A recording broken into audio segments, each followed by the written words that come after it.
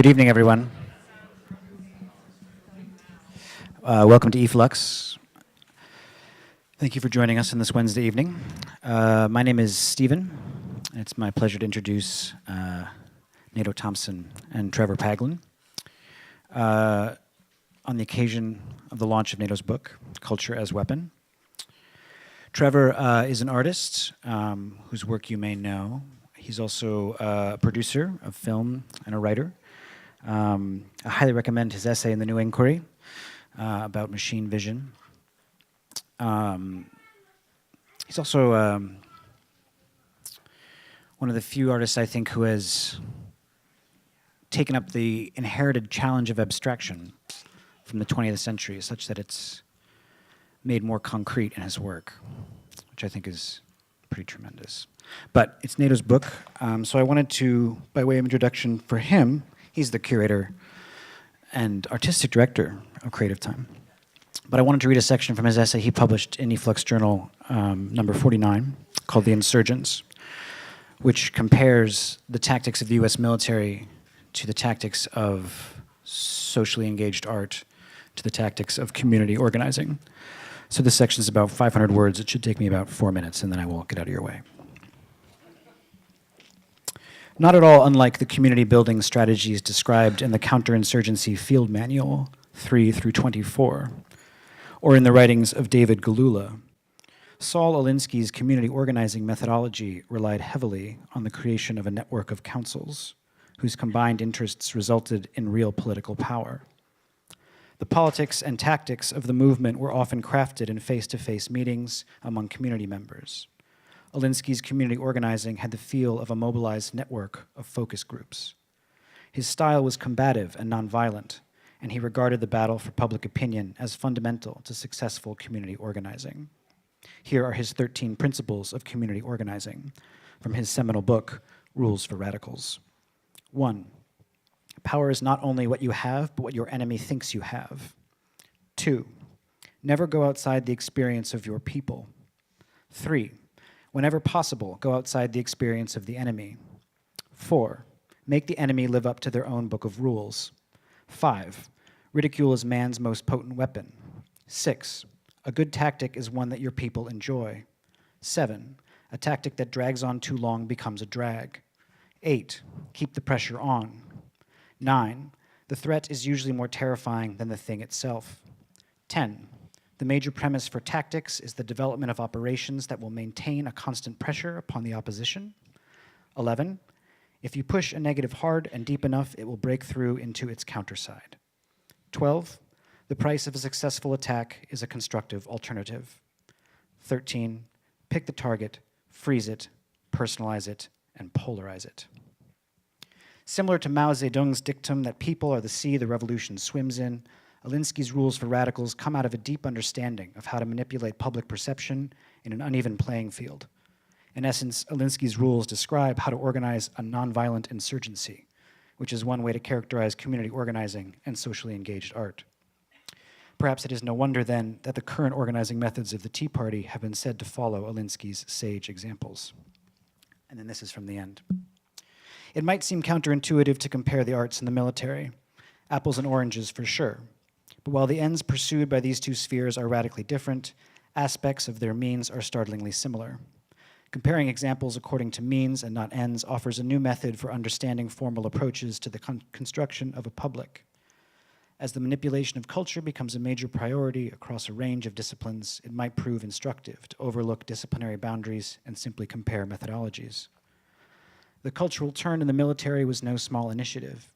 It reshaped the war in Iraq and put thousands of troops on the ground in Afghanistan.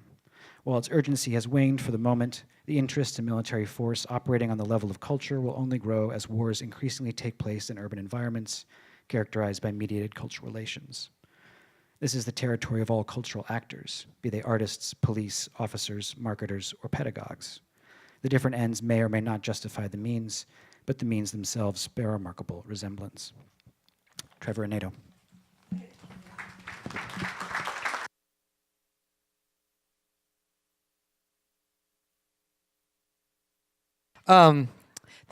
Thank you, Stephen, and that's really helpful because I think we're going to dig into that in particular. as it was printed in e-flux Journal 49. Thank you very much. And actually, too, we'll get into some of the backlash. I got some flack about that thing. But I want to introduce the book. And so just to say the format, the way we're going to do this, I'm going to do a little intro to the book itself. And then Trevor and I will have a little chit-chat. And then we'll take some questions from you guys that ideally will be productive, or at least interesting. So the book. So it's Culture's Weapon. I'm going to give some kind of framing around the inception of it and the kind of, I'm going to just be very transparent about my reasons for writing it. And then I'll get into the kind of roughshod description. So I started the book in 2011 in the epic era of Occupy here in New York, but also the era of the Arab Spring, just launching off, the European summer, a particular moment that I think many of us feel like was yesterday, but in fact, his time has really gone on. And at the time, I was working on a show called Living as Form, which was a look at socially engaged art across for the last 20 years. And while I was working on that project, I was kind of looking at artists who were trying to make the world a better place by using social tactics and such. And in doing that, I was very much aware of these problems that, of course, there's a whole B-side to this world, which is just to say it's almost embarrassing when you only do art meets life, because these tools, as what Stephen just represented, are being deployed on a much larger level outside the field of the arts. And I felt I wanted to talk about that, which is just to say art, or the tools of art and the tools of cultural production not made by artists and not deployed by artists, to tackle that much larger B-side than to focus strictly on the arts itself. So that was the impetus for this book. And that particular chapter, The Insurgents, was one of two essays that really launched it. The Insurgents essay was, looking at community organizing used during the Iraq War, particularly promoted by General Petraeus. He was the one that came in midway through the Iraq War and launched a campaign aptly and wonderfully titled Hearts and Minds, which replaced Rumsfeld methodology of shock and awe. And I think that, in the military circles, it was referred to poetically from my devices as the cultural turn in the military. And they were really looking at understanding the counterinsurgency. And Petraeus came up in the military really looking at the colonial occupation of Algeria, looking at counterinsurgency models already historically, and looking at a lot of people like Mao Zedong who did an insurgency, but using these kind of tools. So he came in basically being like, you need to walk the beat and meet people. But I thought that was interesting because it was also reflecting, like we talked about, a lot of techniques that artists were using, but we don't bring them into conversation with each other. That was one. The other was an essay very differently about Richard Florida and the rise of the creative class, and this kind of moment that we're all very familiar with, where this term creatives emerged, and a language around the urban denizen was very wrapped up in a cultural space. And that mayors were talking about the cities as almost advertisements in and of themselves, a kind of phenomena that would make Guy Debord's head spin. He probably saw it coming. He was like, fuck this, boom, so. But just to say, the idea of the city as a cultural space to be manipulated and built upon is something that is interlocked with the conversation around gentrification, but it's actually deeper than that. So I had these two kind of things I was digging into. Through the book, I take on different things. I do two big chapters on the history of marketing, which I think is a very important set of skills and also histories that are useful to kind of dig into. I look at the growth of the civic as a brand. So companies like Starbucks, IKEA, the Apple Store are built around this kind of marketing term called the experience economy, but certainly they understand and are built upon the fact that people want a place to literally come together and be a civic body as a branding experience.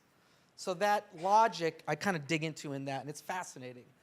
And then another chapter, the final chapter is actually about computers and the device, and it really taps into this kind of thinking through, Well, to back up, one of the important kind of aspects to this book that evolves, like a book, you kind of get to your premise as you go. Or the terrifying thing is you start finishing your book and you completely don't agree with yourself at the beginning of the book. And then you're like, fuck, I'm totally wrong, but I wrote the whole book. Do I say that at the introduction or the conclusion? But certainly something that evolved in my thinking that was certainly made more evident in the computer chapter, which is the last chapter, was that I became much more appreciative of how much we as people understand the world through very somatic, tactile, intimate, desirous ways. That news understands this, branding, advertisers understand this. But what's profound about the computer and the device, our phone, is that Steve Jobs, he gets a lot of credit, but one thing that he is totally a genius about is he totally understood that the computer was such a personal thing, that it was such an intimate technology, that it would amplify our fears. I mean, he wasn't negative, but it amplifies us in such a profound way. And that the device is so very different than a television because it's actually tapping into the thing that actually makes us tick, the intimate, fearful subject. And for me, that mobilization becomes a profoundly important part, and we'll get into it somewhat, of this particular historic political moment of Trump. Because, of course, just to say, it's not a crazy comparison, the rise of the Third Reich, Goebbels' best friend was radio. And I would say Trump's best friend is his phone. And that is not an accident, and that is something about the technological, particular intimate moment we're in. So that's just a rough, God, it's a lot.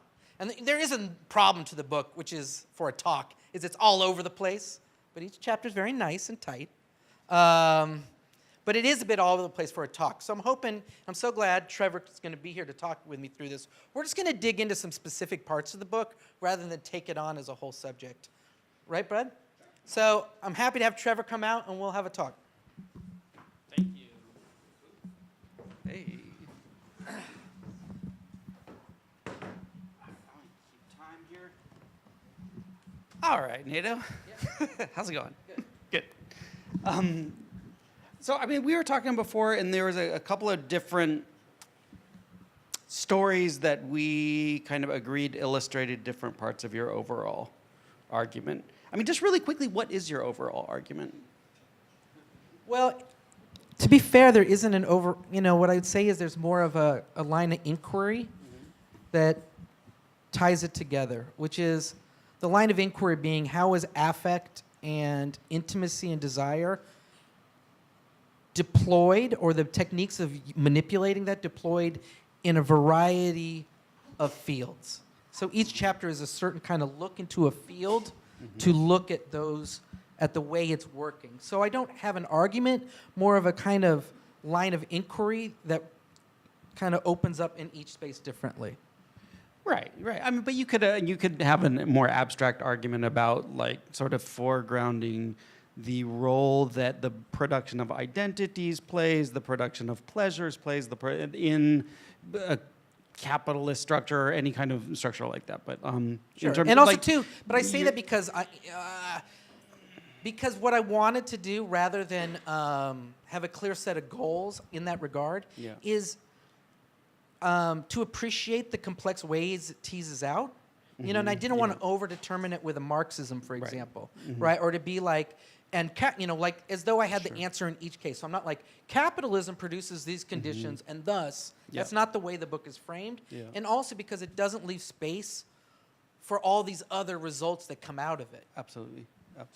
So we can kind of come back to this capitalism kind of question if we want or not. But one of the case studies that we've both talked a lot about over the years in terms of this kind of thing is the rise of mass incarceration in the late 70s and then really in the 80s and through the mid-90s. And I always thought of that as a kind of almost like a revenge for the Civil Rights Act, you know? But I think it's a very important case study in terms of understanding that mobilization of fear and like that the mobilization of racism. And a lot of people we talk about like a prison industrial complex, and a lot of people think that means like, oh, private prisons and the prison industry is making so much money by enslaving like these prisoners who are making these widgets. That's not true. Like you can't explain that system based on that at all. But people that look at this very closely say like that's not it. I mean that's a little thing that kind of happens out the side, but that's not the engine that's driving the creation of these kinds of institutions. And I know you have something to say about this. Well, certainly, many people have read it, but Michelle Alexander's book, The New Jim Crow, is such a great read, and it, there's a deep insight in it, which is, to be simple to what your point is like racism built prisons, but more than that, like to be more straightforward about what racism means in this regard, it's that there is a lot of power that one can generate politically from othering. So that, when we talk about the Reagan era and the kind of rise of, because there was, in the book, I kind of make an argument that there was a particular moment where we all know the culture wars of the NEA, where they were like demonizing artists. Jesse Helms is up there on the kind of... Well, I mean, let's go back to the 60s, though. Let's Sure. look at Nixon. Yeah. Right? And then you can look at, trace this line from Nixon and then the war on drugs and then the Reagan, right? I mean, there's a letter, I think, that Nixon wrote to Eisenhower in, I think it was 67 or 68, where he literally spells that out. He says, I have found great success with this law and order theme, including in places like New Hampshire where there is no race problem and relatively little crime. Right. You know what I mean? So he just spelled it out right there. Yeah. You know what I mean? He's just like, that was through and through a racist strategy to turn the South Republican. And they knew what they were doing. They did it. It worked. It's still here. I mean, not to jump ahead, but it's also fun to know that Roger Ailes was by his side constructing that strategy with him, who is still constructing these strategies. And just to say, the Southern strategy that Nixon deployed becomes the seminal tool. Now, the misleading thing is it's the seminal tool of just the Republican handbook. But what I think is useful in Michelle Alexander's book is she points out that Bill Clinton was the largest producer of prisons with his 3 strikes you're out, his really getting tough on crime themes, and as much as Hillary's he's known as super predators, right? the super predators, but as much as he's known as the first black president, he was also riding a wave of the 90s where the figure of the black male criminal becomes this almost mythical creature that every political stripe is utilizing to gain political points. And I'm skipping ahead from Nixon to Clinton, but I think it's important to demonstrate that it is not just a Republican strategy. And that the othering technique, and just to put in more perspective that's useful, is the technique of othering isn't just an abstract kind of race. It literally gets people in office. But then, by dint of that, they actually have to follow up on their policies. But what's important to talk about is the point for these politicians isn't actually to build prisons. Right. The point is to just win elections. The not even accidental, but the result of that is policy. Yeah. They don't give a shit about the policy, but the results of deploying affect and othering is the production of a massive infrastructure. Absolutely, absolutely. So, I mean, and I think Michael Parenti kind of has that analysis in his book, I think, Lockdown America. I mean, most people that I think are serious that I've looked at have come to that conclusion that actually, like, the construction and the incarceration of millions and millions of people to the point where the U.S. has the biggest prison system in the world and a higher percentage of its population in prison is a byproduct of these kinds of, like, campaign rhetoric. Basically. And it's interesting, too, because you can follow, just to say, in a kind of, people often think of the music industry as some banal sideshow to all of these things, but in fact, the mythology of culture plays a deep role in the production of our villains, quote unquote. So, during the 80s, the villain became, is both the kind of fear of AIDS, so we have like Jesse Helms kind of being extremely homophobic.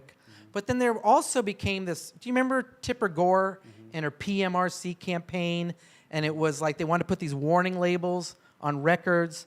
And there became this big kind of brouhaha around the kind of music industry is violence for children, or promoting sexual problems and promoting suicide. I think there was a thing against Ozzy Osbourne.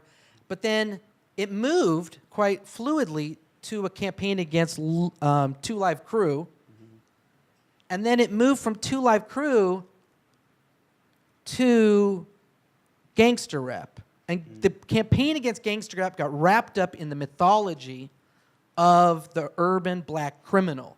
And that wasn't just politics, because an industry grew out of the mythology of the black criminal. It wasn't just politicians at that point, because it also became a music industry, predominantly consumed by white suburbanites to consume the black criminal music. And it produced this entire thing that rode through the 90s. And that didn't have just no effects. It produced the most horrific atrocity since slavery in American history. And now, what's the, from that particular case study, what does that challenge what we think we know about the prison industrial complex, or what we think we know about othering in politics and that sort of thing?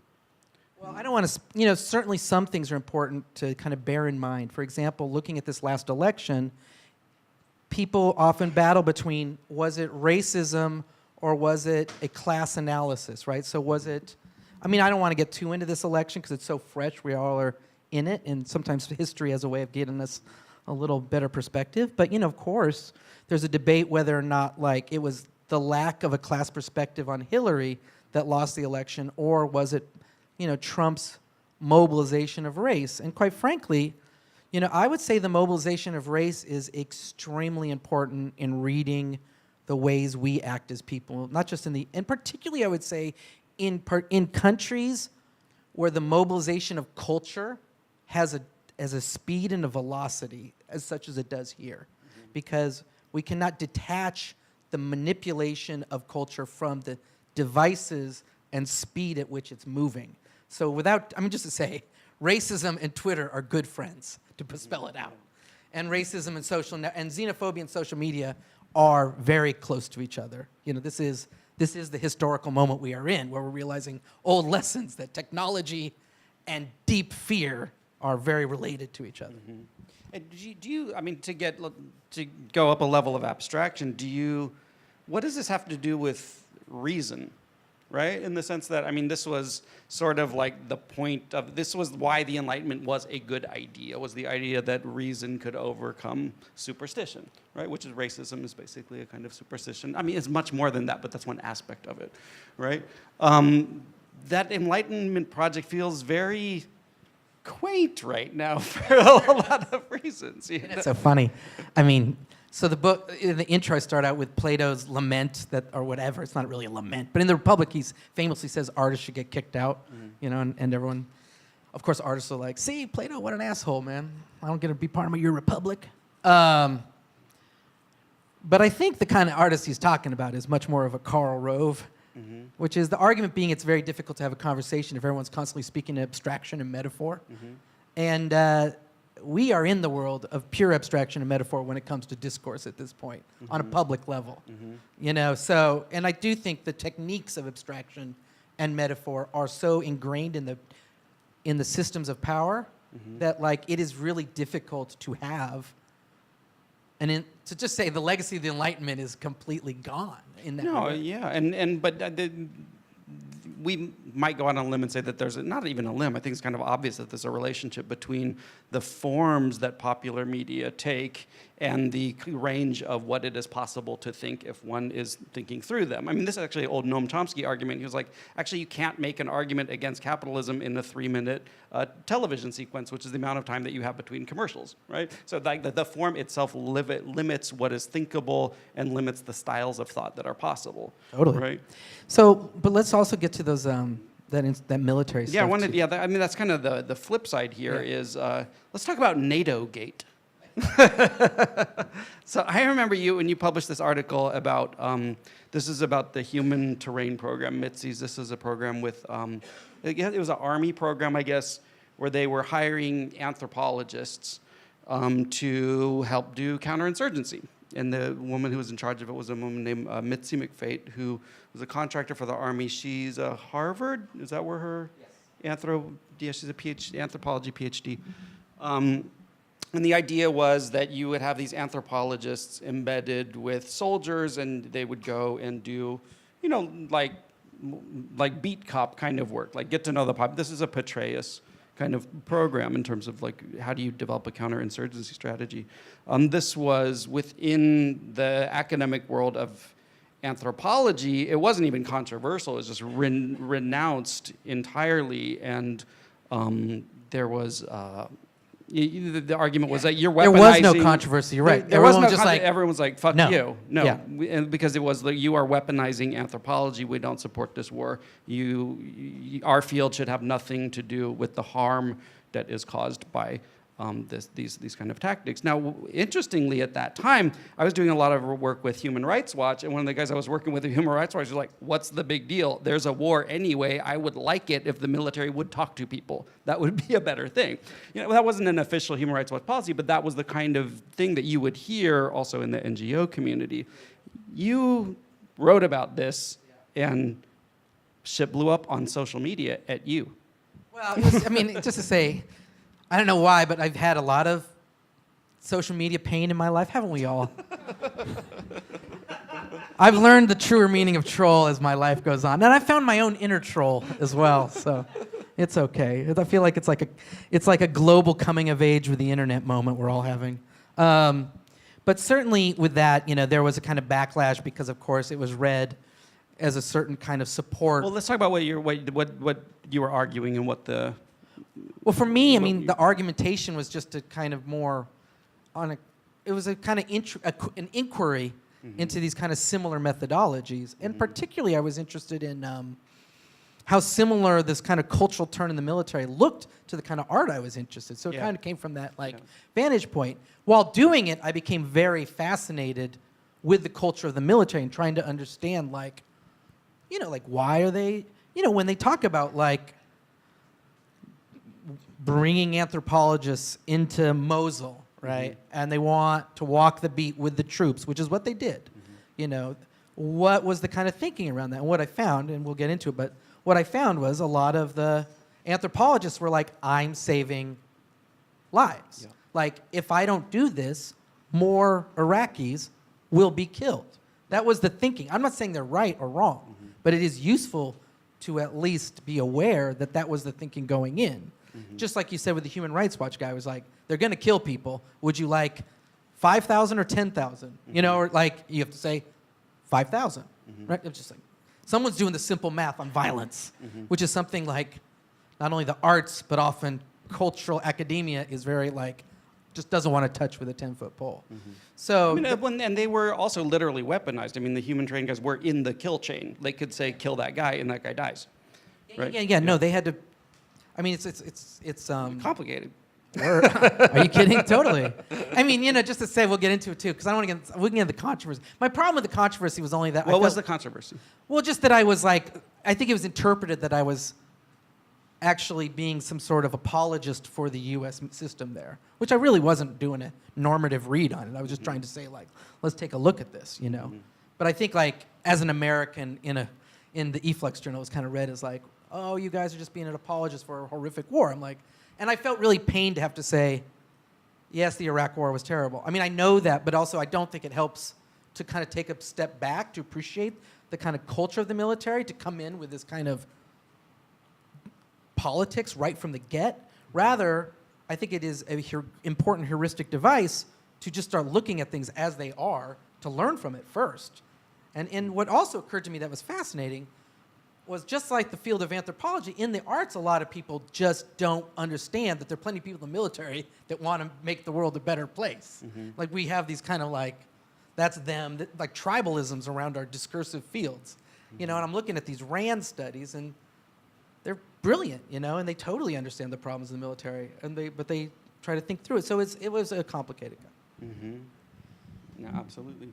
But just to say on another flip side to this too is, what started to reveal itself in these community organizing techniques that I found fascinating was Mao and these kind of counterinsurgency models from Algeria had developed a series of techniques, and they are techniques of manipulating the way people feel about being occupied by producing certain social environments. Right? That's the goal. And that was fascinating to me because I see that also being the way urban planners will look at the way to deal with the population being gentrified, right? Like hold these community meetings, get their input. You know, you can see certain kind of corollaries. It's not an occupation, but there are certain kind of modes by which you use sociality to ameliorate tensions within an environment. The one thing that's different between, which I thought was interesting too, I was like, what's the main difference between the military and the arts? I was like, in the military, violence is an essential tool in the kit, right? Like torture or kill people, right? Obvious. It seems obvious. But I was like, you know, we always think the arts are like, anything goes. That doesn't. You know, like socially engaged artists, like, well, one of my tools is violence. Like, you know, like I have meetings, I do an education workshops, and some people I kill. But that is what the military does, right? They're like, if we didn't have the kill part, we wouldn't. But that actually, just to see in a more political landscape, any political theorist, political philosopher says, if you're not talking about violence, you're really not talking about politics. Like, you're not really talking about power. I mean, that's the same logic. That's the logic that the Black Panthers came to at some point, right? They say power comes out of the barrel of a gun. But they're like, unless we put violence in our toolkit, we're not really playing the real game. Yeah, and I mean, I'm not advocating it. I'm just laying that. No, and historically, it is true that when they showed up at the crosswalk with shotguns to so the kids could cross the street, there was a crosswalk there 2 weeks later after the city of Oakland had said, no, maybe in 20 years we'll put one there. Yeah, that's true. I mean, I do think the image of African Americans with guns in the State House in Sacramento had its own mediated problems later on, scaring the fuck out of white people everywhere. Right. But yeah. No, absolutely. So, I mean, I know it's not just violence in prisons and stuff like that, but there's also pleasure, and you kind of alluded to that too when you were talking about Apple and we were thinking about like this gesture, the touching, the doing this with your fingers, like, and you know, babies, you want to give them Cheerios and they do this with it. Right? What's that all about? I mean, that's kind of, it's so funny because that last chapter, the computer chapter, where we get into the device and the intimate device, I mean, for me, it's almost like the last chapter made me want to write a different book because, you know, the phone, in particular the phone, is such a profoundly powerful somatic creation. And there are so many technologies emerging that understand the intimate desires creature that we are, and it is very powerful. It's so radically different than television and radio. You know, radio's coming at you with sound, television's coming at you with vision and sound. But the touching, feeling, jerking off, angry, frustrated, hungry device. I mean, that is a device, and you know, it's funny because you look at the history of advertising and PR, they all understand that's who we are in a very profound... I mean, I'm sure a lot of you've seen... oh my God, why am I spacing his name? Hypernormalization. Adam Curtis, yeah. Adam Curtis. So, like, you know, Adam Curtis, like, with his kind of incredible book of the history of the self, where he's, like, talking about Edward Bernays and the kind of rise of PR and this kind of understanding intuitively of the intimate, fearful creature and the techniques for that. I mean, all of that leads its way beautifully and poetically to the production of a technology that's getting all the more increasingly in our personal space. And is understanding that that is a powerful way to produce need and dependency. So, well, I mean, we could talk about that, but I feel like the last, you know, it's not all, and what's interesting about it too is it's unleashing things within us socially, personally, anxiety-wise, that are so new. That's why I say it's like we're in coming of age of the internet. That like we are becoming collectively, globally, such a different subject because of it, that it's almost hard to keep up the language to keep up with it. No, absolutely. absolutely. And I mean, this kind of stuff, it's really, to bring it back to artists, like there's obviously those of us who are artists who are interested in doing good things, you know what I mean? And are trying to be critical and are trying to think through how one develops a better world, basically. And I'm wondering if there's like, most of the case studies that you've looked at, certainly the ones I remember, are ones where it's like other forms of power. It's like real estate developers, the military, software corporations. Like I don't think you actually have any case studies of like, oh, this is how like Rick Lowe's trying to do something, or like more. So my question is, like, having gone into this journey through like how various industries are mobilizing affect or different forms of state power, militaries or what have you, when you arrive back as Nato the curator, what lessons from that journey do you take with you now? Yeah, so it's a good question. And certainly the one thing that this book helped me do is made me like art again. Because if you think like the arts get boring, man, look at software companies. The world of creatives. Or look at developers. But, but I think what's interesting about it is that, we're in conversation, and, it's funny because we've known each other a long time, and certainly one of our big influences, I think I could say for both of us, was the group Critical Art Ensemble, who wrote a lot about tactical media, and I think the implication of that was that you can manipulate your form to fit within the kind of needs of a particular environment, that you don't need the arts, that the arts is a set of tools to be deployed, and they often did it with like biotech, or even early on with electronic disturbance theater, early internet, right? But I think your trajectory as an artist has demonstrated kind of versatility in being able to enter different kind of fields and use the kind of tool sets of art to reveal things. And I don't want to overstate. Yeah, but I guess like for me, and I think me and Jacques were kind of talking about this before. Is like let's talk about Trump for a second. Where in the sense that I feel like one of the artists, like our little tricks that we want to hold on to is like ambiguity and in this kind of being this polymorphous meanings and these kinds of things. And there's a part of me that feels like, okay, that game is done. That game maybe produces the Trump. Maybe that produces, whatever, an Apple iPhone that is ultimately can be a very predatory device. And there's a part of me that says like, no, maybe we shouldn't. Maybe these tools we should be thinking more along, do we make appeals to reason, like other kinds of ways of thinking or producing subjectivities or ways of having conversations that are maybe antidotes to the kind of affects and superstitions or what have you that are embedded within. Well, I'm glad you put those Saul Alinsky points out there, because it's useful in so much as, Saul Alinsky was at war. He wrote those things like he's at war. And I think there's a certain hard-nosed thinking that goes with that, because it isn't surprising to me that someone like Karl Rove literally just picked up the Saul Alinsky handbook and ran with it, because Karl Rove also was at war, and not to use the war language too much, but I just think they were very serious about the kind of being very effective, and I think in a particular moment, and I think there's some things where we kid ourselves, for example, like I think it's useful to know, it's so funny, so Steve Bannon said something, he said, fear is a very effective tool, and then he was ridiculed everywhere for saying that, and I thought, well, he's right.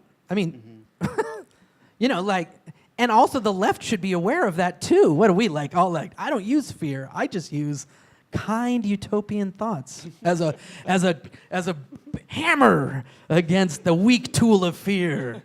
You're like, dude, comparing like fear is a powerful device, and also and just giving the entire tool set to the right is, I think it's misleading. So there is a certain kind of getting real as a revolutionary force, right, or radical force. Like to go to not to say, but the Black Panthers were getting real. They're like, this is a serious thing. And I think to go to your conversation with Jacques, I feel that very urgently in terms of political struggle. You know, that we as artists need to understand that culture is a powerful force, but we also got to get real and push back heavy and hard and strategically. You know, this is the first time this is where I'm just digressing into my own political thoughts, but just a second. This is the first time in my memory where social movements actually are taking elections seriously. You know, and I'm 45 years old, not that I'm old, but I'm no spring chicken in terms of I've been in a lot of social movements, and forever my experience has been people are like, screw the elections, that's totally co-opted, and But I felt like there was a certain romanticism that wasn't understanding using every tool available, that now we're just like seeing like if we're not strategic, we're screwed, you know? And so now this is like, everyone's like, get local, get your city council person, like, let's go with the courts. I think there's a certain kind of bone-chilling reality setting in that could galvanize. If we're not all so depressed, we will hope to sleep for the next 4 years, which is something we also got to be careful of. Right. No, well, I think that's a great place to end this phase of the conversation. Get real. But also understand what tools are available to do that and how they can be deployed. Anybody out there want to ask this brilliant man a question? Woman back there. I'm sorry. Yeah.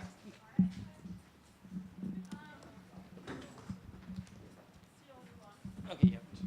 Oh, yeah. We can just trade.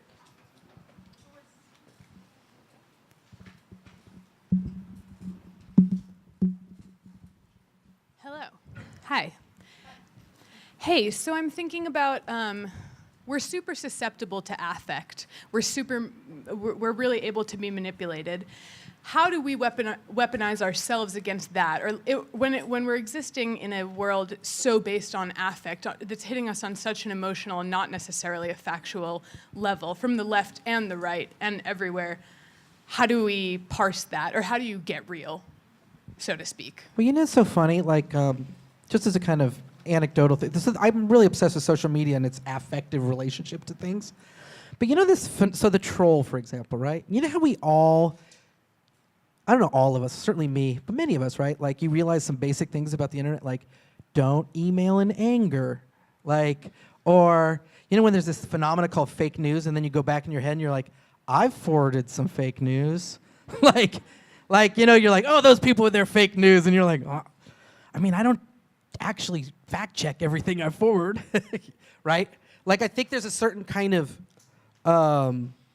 skill set that's emerging where we understand how like knee-jerk and intimate our own editorial processes are. You know, that it's like there's a certain kind of that's going on.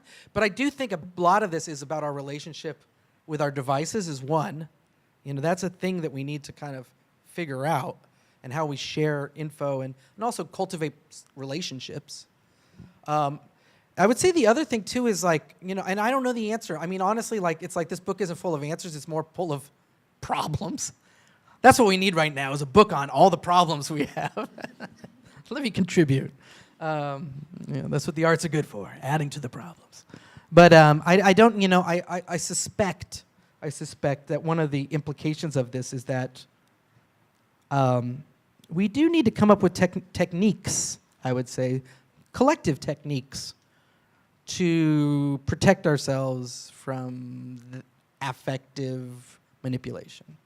Whether it's ways you like housing, ways which you gather, ways in which we produce community, spatially, collectively. I think it's an essential part of and you know, honestly, I mean, that's the problem with gentrification too, is it actually disperses social space.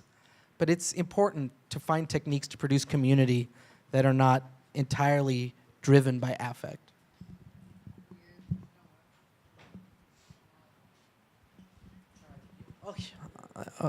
Yeah, I know. So, someone in there. Trevor and Nato, thank you very much. Trevor, your socially engaged art is something that I've followed and is very well done. Nato, your curatorial skills and your writing skills are fantastic. You're regarding the book. Your observations are very clear. I agree with your observations, but I think many of us are overwhelmed by the thought of what's going on politically. But my observation is that it's been going on for 500 years. Western civilization has been, I guess, based upon governments, religions, and financial interests, big business. So why do we think that the structures that exist, that are in place, will be responsive if they haven't been responsive for 500 years? I mean, to observe is great, but to say that socially engaged art is important, it's important, I agree. But we have to look at who the people we're trying to displace or get out of power is. And I think until those tools in the toolbox that are running things are out of the way, socially engaged art is not going to be the answer, even though it still should be done. Well, just to push back on that a little bit, because it seems necessary to do so. It's a very schizophrenic moment we're in, because quite frankly, as much as like we have a xenophobic, tyrannical dictator as the president right now, I also, as many of us witnessed, the outgrowth of Occupy and Black Lives Matter and the movement in Standing Rock did in fact manifest in this last election. And there is the word socialism literally in the air right now, in terms of, it wasn't that long ago that you couldn't even say that as a political candidate and be viable whatsoever, right? And I would say that there is a very real politics around addressing capitalism in this country right now. And that is not, and various other, and just to say, I think there's extremely progressive, to use that term, agenda mobilized nationally. And we saw the hints of it with the Bernie Sanders campaign, but we're seeing hints of it in all kinds of different electoral races. And it's just, I see hope, to put it out there. And just to say, I think that the cultural mood in this country contributed to it, because you cannot talk about any of these social movements today without understanding the roles that artists and cultural producers are playing within them, because they're deeply imbricated in every one of them. This is not the early 20th century where there's like 10 artists in New York or whatever. There's like artists, hybrid cultural producers in every social movement now. And there is a real progressive agenda out there, and it's been articulated, and it's actually gaining political traction. So I think I don't want to go down there's been no hope for 500 years. We've seen pushback on these agendas, and honestly, it's good to get I'll push back on the romantic, like, overthrow everything mentality. I would go for some incremental changes on various levels. Like, I wouldn't mind some real structural policy initiatives on the incarceration system. I wouldn't mind some gains on health care. I wouldn't mind some gains on wage increases for the working class. Like, I think that's on the docket for a lot of progressive politics, and I think we can mobilize to support that. Can I have one follow-up? Okay, it's all right. It's all right.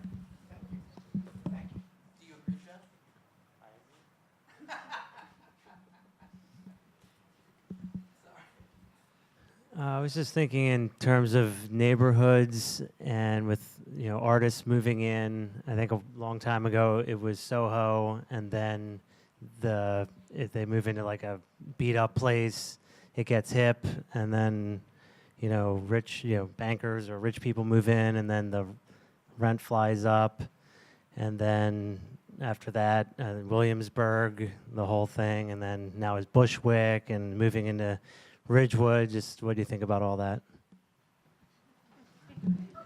Well, I mean, it's our collective journey, isn't it? My friend Kip from Williamsburg, he said to me something. He said, I moved to Williamsburg 20 years ago, and I've talked about gentrification 3 times a day since I moved here, and it's never been boring. Just to say, I feel like that's such a New York story. I do think the conversation, it's when 2008, I did a project with Daniel Tucker where we did conversations with art activists in cities across America. And it was during the Iraq War, and you'd think you'd have all these artists and activists talking about pushing back on the Bush administration, the Iraq War, or whatever. But in fact, all the mobilization at that time was anti-gentrification stuff. It's all anybody was talking about. And it's all anybody's talking about again, which is just to say the restructuring of our urban environments is very much on the lips of artists around the world, and particularly in the United States, in global cities that are reshifting the kind of economic makeup of the urban centers. So what do I think of that? I think it's real. And I don't think it's, and I not only do I think it's real, it's like, I think it's something that has to be addressed on a political level by mayors, by city council people, and we need to pressure all our political constituencies to push back on it on a very articulated level. It's not a fake war, it's a very real war, and it's affecting lives. And not only that, honestly, this city, I live in Philadelphia, so good luck. But we're facing it too. But honestly, I think this, the battle of gentrification is extremely real, and what you're going to have, unless something very radical happens in this country, is you're going to have a very decentered, poor population in a ring around the city, and like the Paris model, and that's where a lot of cities are going.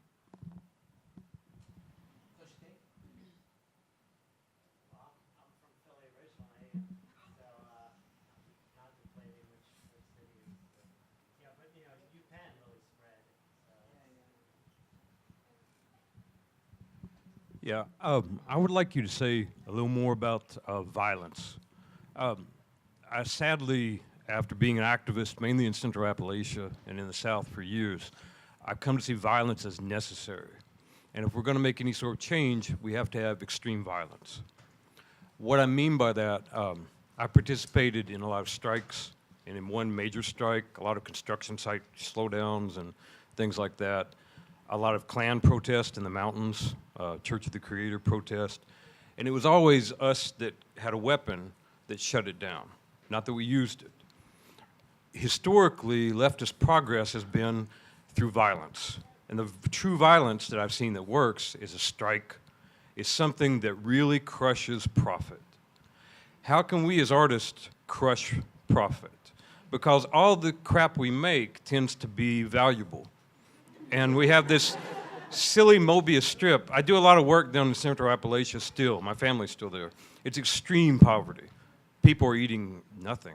They have nothing. And then I live up here with wonderful people traveling back and forth across the globe and having these wonderful talks about junk that we talk about.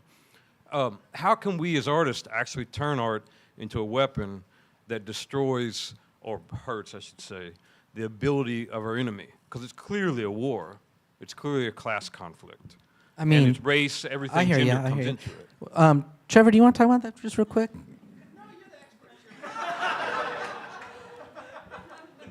Well, I mean, I was thinking about the critical art ensemble thing where they said the streets are dead capital, and they got critiqued a lot about that. But the point being that you can't stop the flows of capital in the same ways that you could back when the strikes worked. But we could if we quit paying our credit cards for 2 months. I'm with you. We could shut things down. Well, it's so funny. So I have one strategy, which is I had this. So sorry, now we're just brainstorming, right? Certainly, the decimation of the unions is a profound weapon that has been very effective in stopping social movements, because work stoppage does have power, absolutely, and it's an old tool, and it's a harder one with the telemarketers and the Target workers and the Walmart workers and the Starbucks workers and the kind of informal massive economy, white collar economy that is the kind of current state of workforce. But just to say, I was thinking, it's like with the student loan thing, how they used to have draft card burners? We hold a lot of power with student loans in this country. And if every student just said, screw this, I'm not paying my student loans. And I was thinking, if you had online a thing that said, If 1 million kids sign up to this, then I will burn my student loans. Like if it reached a number such that you would have so much political leverage that you could force a particular political agenda. I don't know, man, but I'll tell you what, I do think debt is a powerful tool right now. And how many of you got it? I got debt. I get so confused. I have so much debt. Sometimes I look at it and I think I actually made that much money. I'm like, I'm rich. Wait, that's a negative?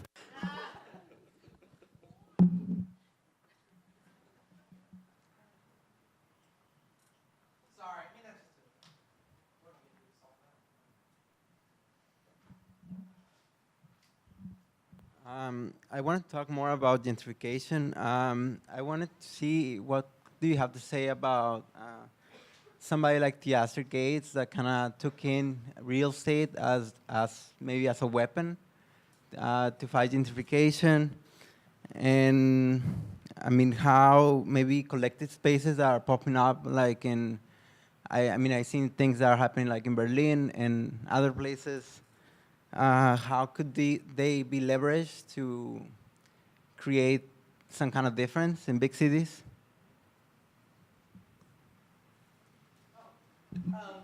Well, you know, I mean, just to say what I like about the Theaster Gates model that's interesting is certain artists are certainly using political economy as a material in their production, which is just to say alternative economic systems as a model for producing meaning.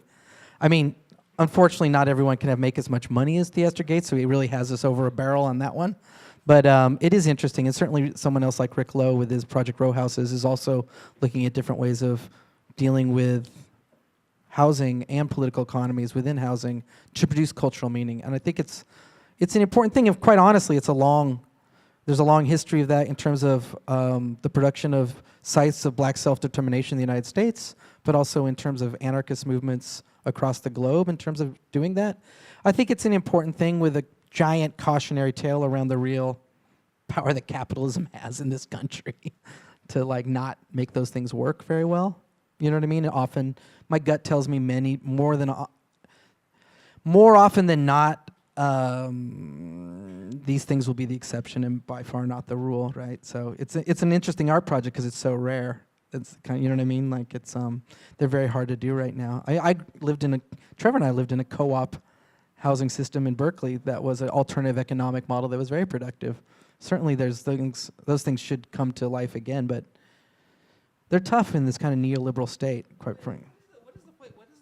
What is the place of like policy, like also in the kind of thing that you're outlining though as well? Because we can talk about gentrification and people are like, oh, well, the artists run spaces and this and that, where there's also like, let's bring back rent control. Like that dramatically right there. I mean, it's a simple policy, has enormous effects in terms of like urban, space, that kind of stuff. Like other stuff like, hey, you can, like in Berlin, they just did one that you can only do Airbnb if you're actually in the house. Otherwise, it's illegal. I mean, because just looking at, I'm not saying like these are all wonderful solutions or anything like that, but they'd sure make a difference. No, I'll just agree. I mean, I think that's what we have to do. Like, and we have to stop fetishizing the kind of, I mean, it's fine. The artist gesture is important as a horizon, but I do think policy is a productive space to start thinking about things right now. I mean, you were saying that with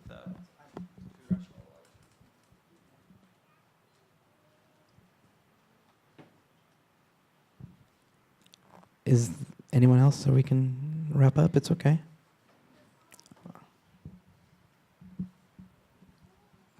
So I haven't read any of your articles or your book, so apologies if I don't cover some assumptions. But I was really fascinated by the fact that you really dug in to the case of the anthropologists with Iraq, and I think that I see that versions of that case everywhere. I see versions of co-option of methodologies and epistemologies from a lot of different sectors that we often think of as good-hearted. They're trying to do something. They're trying to understand the world. I'm a social scientist. I work in education.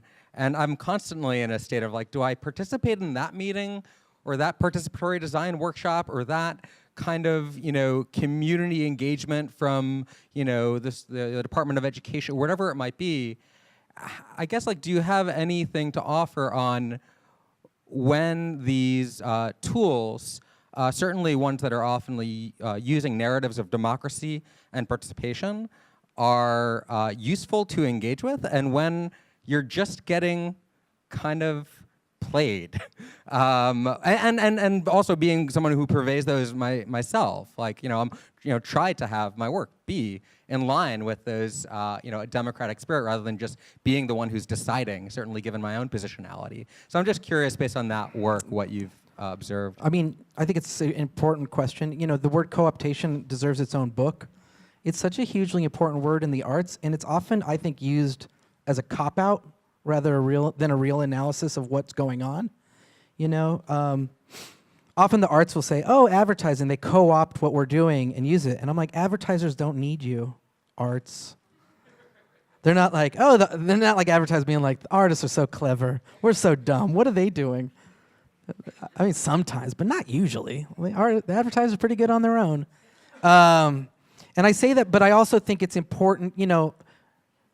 There's a problem with the tautology of capitalism.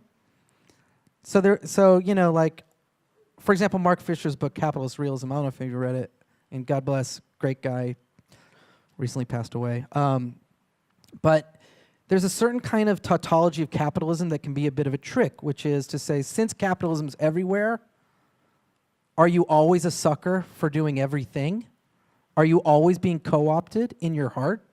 Like this kind of weasel, this insidious personal disease that is the neoliberalism of our own production in the world can eat at all of us, right? So part of me wants to be like, give yourself a break. Capitalism, power doesn't really care about your socially engaged art project. But at the same time, too, I think we need to have, like when we're talking about the weaponization of anthropology, right? Like there was a certain kind of hard-nosed coming to terms with the reality of the situation and making decisions, understanding there'll be compromises no matter what, but doing what you can, and I think like that's the kind of thing that could feed the arts a little bit more than these kind of purist approaches to a situation that is entirely bankrupt. You know what I mean? Like, I hope that makes sense to you, but it's certainly, for me, it's been very, you have to be somewhat Machiavellian in this life, not on a personal level, but on a political level. I mean, that's what the Black Panthers were doing. That's what, not to say they were successful, but I think real social movements get Machiavellian and also disciplined and understanding how to have to make compromises to get stuff done.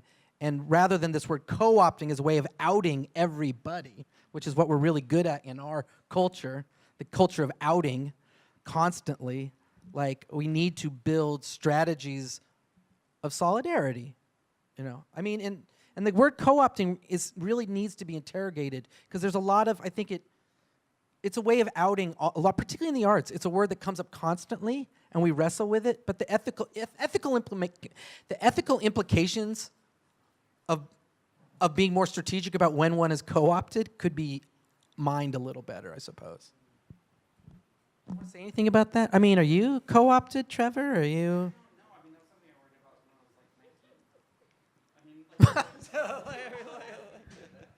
was like 19. I mean, just in the sense that, yeah, sure, like that's how culture works, that's how meaning works. I mean, meanings are always contested. I mean, like for me, that's the point, right? Is that like none of these signifiers like actually have any grounding in the universe or anything like that. The whole point for me of art is exactly like contesting what those meanings is and trying to produce meanings that can open up spaces that didn't exist otherwise, or more progressive kind of spaces, or more ecumenical spaces, or spaces for different kinds of thoughts. And so I don't, for the idea of co-opting, I mean, I co-opt images just as much as other people might be co-opting my image. That's how this whole game is working, right? So I don't, having said that, I've been definitely a part of cultures where, big corporations have moved in and kind of taken it over, or just sort of turned it into something that we didn't set out to make it like that way, like with punk rock stuff or different kind of things over the year. But I really don't worry about it so much because I feel like in most of the institutions that I've been involved with, it wasn't just the image of the thing that, I mean, you could co-opt the image, right? You could co-opt the music or whatever, but you couldn't co-opt the infrastructures, right? You couldn't co-opt the social relations that, like, a punk rock club that I worked at a club called Gilman Street in New York or in Berkeley for a long time. This was very similar to ABC No Rio in a way.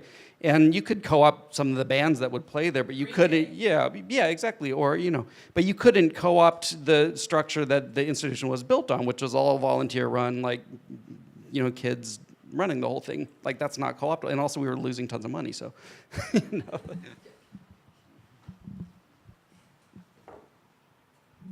Take one more and then we'll. Hi. Hi, this is a little bit off topic because I was just wondering in this whole framework of culture as okay. weapon. You can join the club on that one. It's a different geography, I guess. I was just wondering what your thoughts are on the documenta. I don't know if you went to the opening. And I wouldn't say it publicly anyways. I don't know. No, I haven't been yet, so I don't know. No, because just in terms of this whole idea of, learning from the South, like moving a festival or whatever you want to call it from the Northern Europe to Southern Europe and kind of as an experiment and also a statement in some way. If it was very controversial and... I have some thoughts just about, like, there is, just to say, there's a lot of resources generated with Documenta, and just to be sympathetic to some degree, I think a strategic deployment of those resources towards producing spaces of self-determination and agency is an important maneuver. I do not know,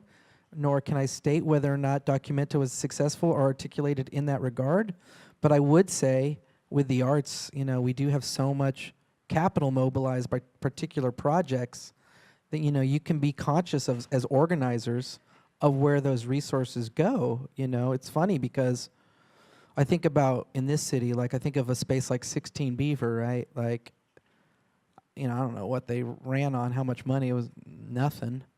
But how important that space in my life was to the heart of this city, and how it would take so little money from cultural organizations to underwrite space for those things to occur. But rather than that, which is like, to me, 16 Beaver is such a radically political effective space, we'll organize all these exhibitions that, like, the best they can do is produce a controversy that gets us chatting over drinks for a while. So it's like, I feel like there's a way to use resources to produce space that exhibitions and art institutions could be more thoughtful about.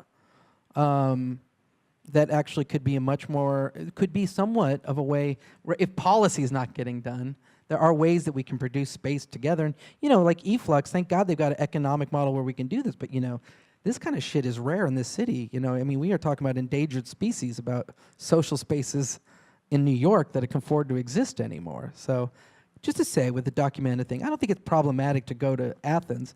What one does when one is there and who they work with and where the money goes, that's the question, to get basic Lenin on it, right? All right, so thanks.